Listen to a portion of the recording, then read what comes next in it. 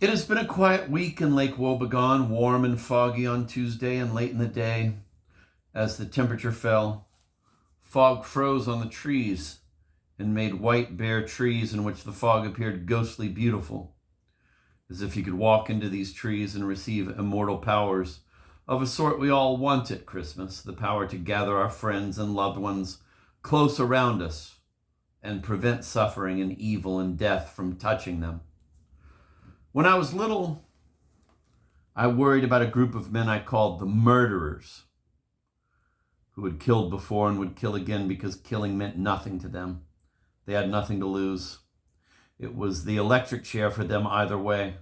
They were now driving in a stolen black sedan toward a Y in the road where two roads diverged, and if they chose one, they'd come to our house and kill us. And if they didn't, they wouldn't. I could keep my family safe by prayer. At night, I crawled into bed between cold sheets like sheets of ice and prayed for God to keep the murderers away from us. And as an extra precaution, in addition to prayer, I always got into bed from the left side. I lay on my right side. I prayed the exact same prayer. And although I knew I shouldn't, in the dark I made the sign of the cross on the odd chance that God was not Protestant. I pulled the blankets up and lay warming my little hollow, listening to the house creak, smelling the Vicks my mother put on me as a precaution, and felt I had kept the murderers from our door. Then, one night, I got into bed from the wrong side, exposing my family to evil because I was in a hurry. So I got out and got back in on the correct side, but was still afraid. So I took my radio into bed with me. It was the size of a bread box. I pulled the covers over my head and tuned in Bob Franklin, host of Music by Moonlight, the old smoothie he was called, because he made you feel like you and him were close. Hello, friends. Bob Franklin here. Say, I believe that I know you well enough to say that you're discriminating when it comes to the finer things, in particular about the details being just right, just the way you want them. And that's why I know that Girasex Dry Cleaning in Albany is just the place for you. It thrilled me as a boy to hear a man take me into his confidence that way, but instead of old Bob playing Glenn Miller, there was a preacher on the air who wasn't friendly at all and didn't think I was discriminating and didn't think dry cleaning would do me much good one way or the other. He seemed to suggest that the murderers were standing over my bed about to stab me with an ice pick and that it was exactly what I deserved. What was Brother Carl and his Wall of Hope revival show doing in place of old Bob and Music by Moonlight? Then I checked my clock. It was 5:30 in the morning. We were safe for another day.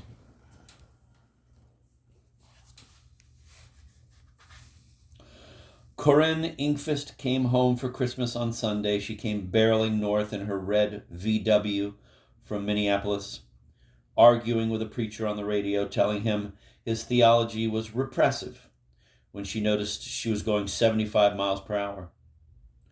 She cruised through the lights of town and turned down the long familiar driveway to their house by the lake. In the back seat were 2 tins of tea for gifts and 132 critical essays by her 17-year-old students on Robert Frost's poem, The Road Not Taken.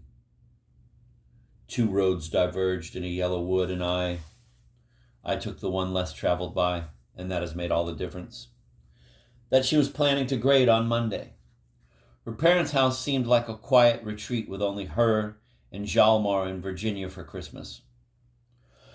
She pulled up the driveway and parked by the old limestone wall. She got out the shopping bag of presents and essays and walked up 3 steps to the back door and put her bare hand on the cold brass knob, and a sudden cold thought came to mind. This soon shall pass,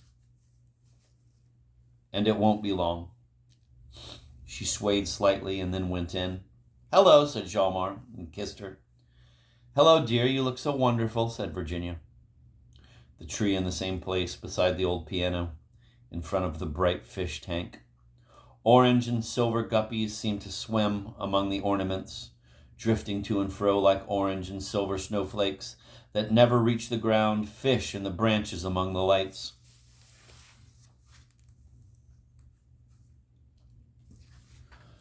Dozens of exiles returned for Christmas.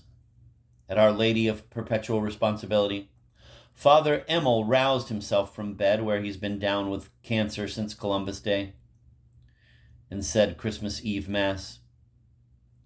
He was inspired by the sight of all the lapsed Catholics parading into church with their unbaptized children, and he gave them a hard homily, strolling right down into the congregation. "Shame, shame on us for leaving what we were given that was true and good," he said. "To receive a great treasure in our younger days and to abandon it so that we can lie down in the mud with swine." He stood, one hand on the back of a pew, and everyone in that pew, children of this church who grew up and moved away and did well and now tell humorous stories at parties about Father Emil and what it was like to grow up Catholic, all of them shuddered a little, afraid he might grab them by their Harris tweed collars and stand them up and ask them questions. What a shame! What a shame!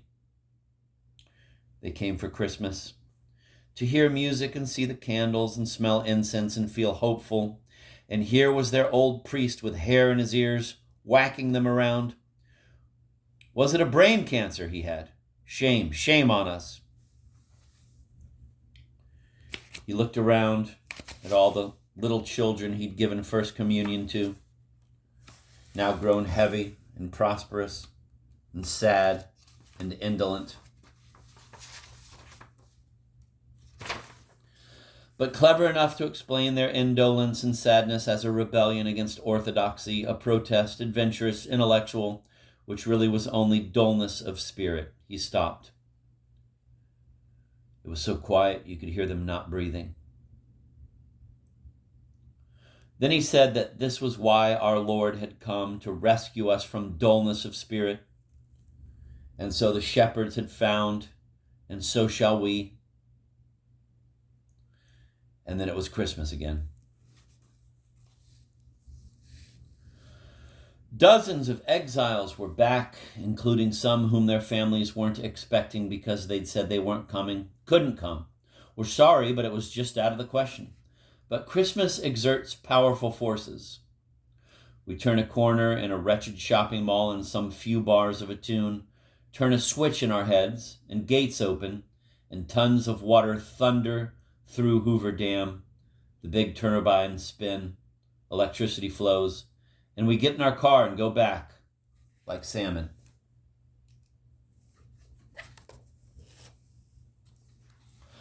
Larry, the sad boy, was there, who was saved 12 times in the Lutheran Church, an all-time record.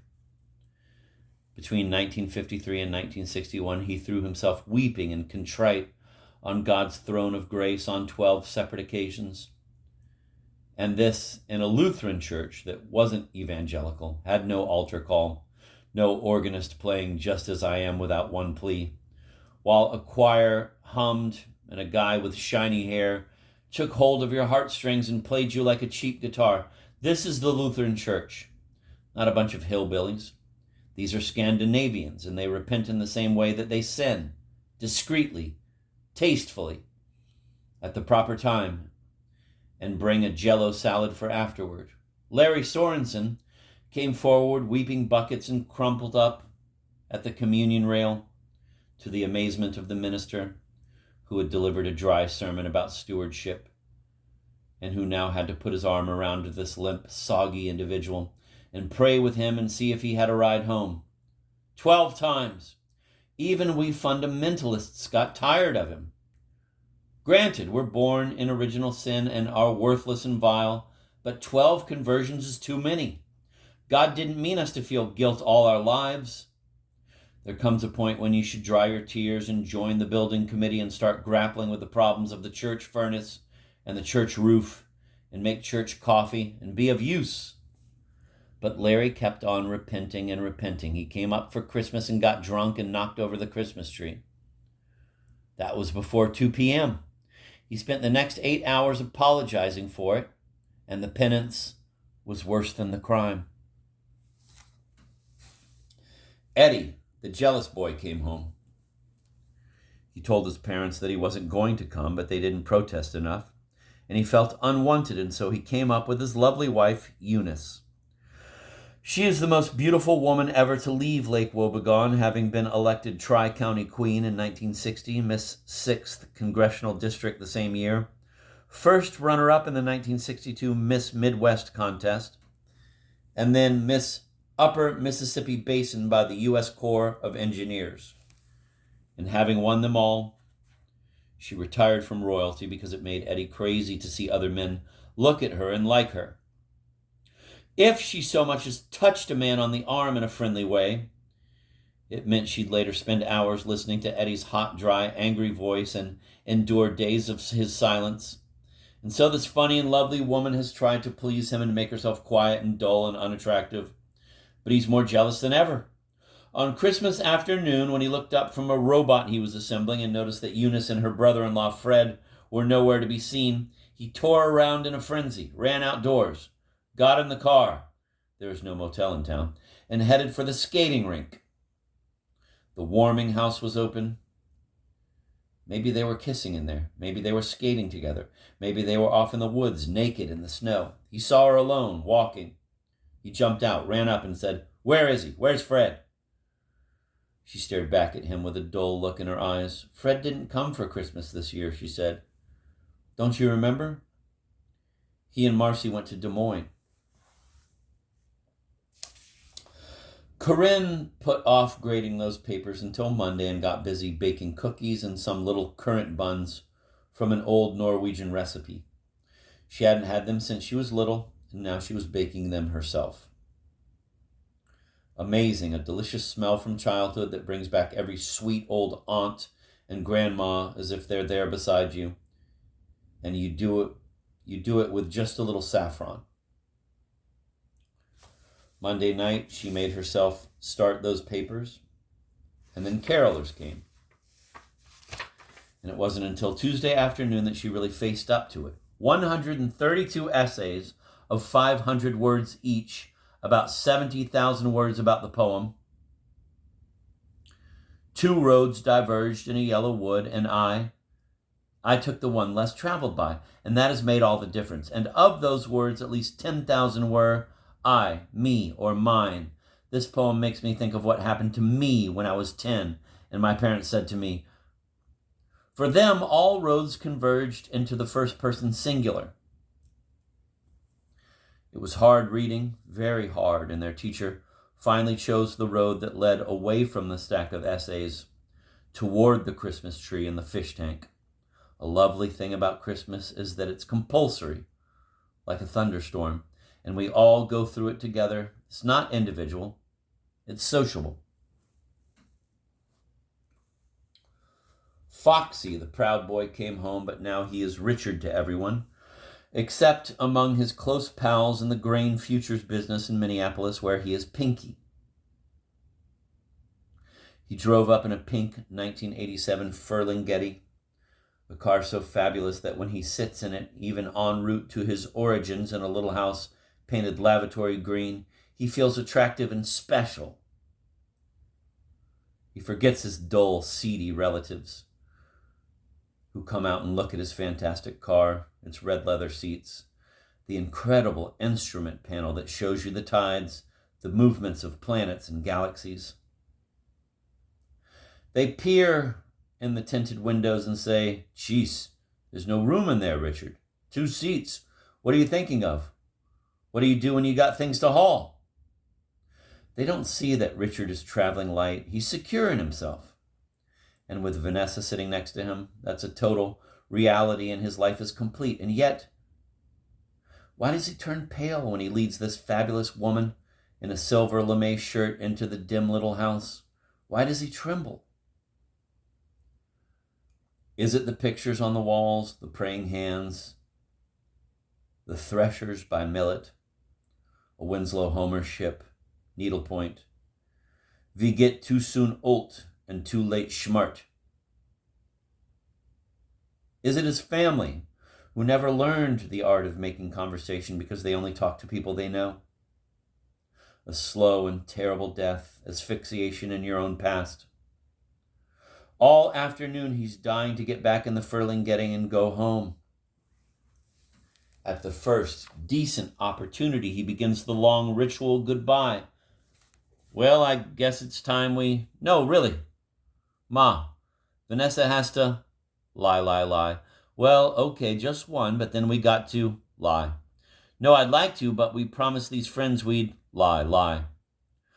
Finally, with a wave and a roar, they pull away, and she turns to Richard the Proud and says, they were nice, I liked them. But his eyes are full of tears, from exhaustion and relief and guilt and from pride. He really does love his car. It gives him so much pleasure.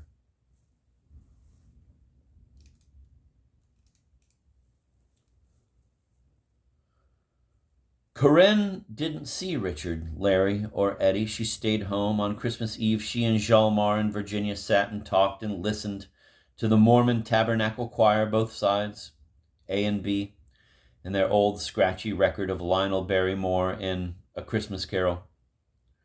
They watched midnight mass from St. Patrick's Cathedral in New York and ate the saffron buns. In the morning, Hjalmar took their dog, Puddles, for a walk.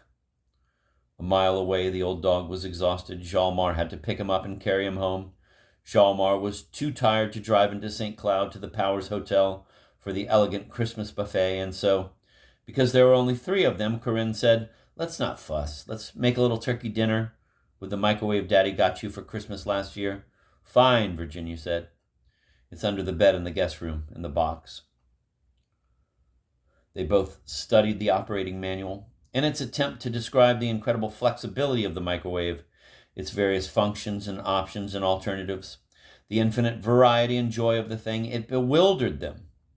The control panel had buttons numbered from 0 to 9 and other buttons that said over, stop, clear, from, time, recall, auto, memory, which brought back the memory of how lovely it was to put water in a pot, boil it, and drop stuff in. No, Corinne cried.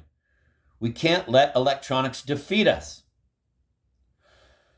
They put the frozen turkey dinner pouches in the microwave, pushed a combination of buttons that made the light go on and the fan whir, and left the kitchen, and went and conversed until the bell rang. But something was wrong. The peas were a bluish green. The pouch of turkey had flecks of silvery ash in it. They had each had 2 glasses of sherry and were in a philosophical mood. Corinne looked at her mother. Her mother looked at Corinne. Well, said Corinne, I'll never have babies. So, said Virginia, I'll never be a grandma. That's life, they said. Let's go to David and Judy's and see what Christian charity really is worth nowadays. They invited us, didn't they? It was a month ago and we said no, but we didn't know then what we know now, so let's go. The Reverend David Inkfist and wife Judith were in the midst of an argument when they heard the knock on the door. They were arguing whether she is always wrong or not. She was saying that yes, she can never do anything right and never pleases him. And he was saying that no, she was wrong now, but she's usually right. And no, she often pleases him. And yes, he does tell her. When he opened the door expecting to find someone with a gift in hand and saw his aunt and uncle and cousin. Hello, said Hjalmar. We thought we'd come down. How are you, said Virginia. Merry Christmas. What are you having for dinner, asked Corinne. Aren't you going to invite us in?